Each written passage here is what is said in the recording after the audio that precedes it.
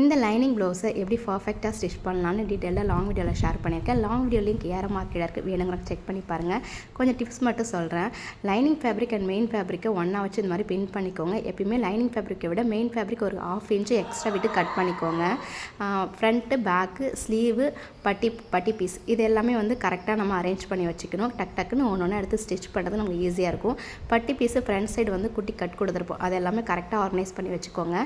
Next tip, back பார்ட்டோட நெக்கை நம்ம cut பண்ணி stitch பண்ணிவிட்டு குட்டி குட்டி கட்ஸ் கொடுத்து வச்சுருக்கேன். டர்ன் பண்ணுறது முன்னாடி நம்ம கீழே மடிச்சு போலிங்களா இடுப்பு பகுதியில், அது வந்து இன்விசிபிளாக எப்படி ஸ்டிச் பண்ணலான்ட்டு சொல்கிறேன். நம்ம 1 இன்ச் அளவு மடிச்சுக்கிறதாக மார்க் பண்ணியிருக்கோம். அது மேலே நம்ம ஃபஸ்ட்டு ஒரு ஸ்டிச் கொடுத்து எடுத்துப்போம்.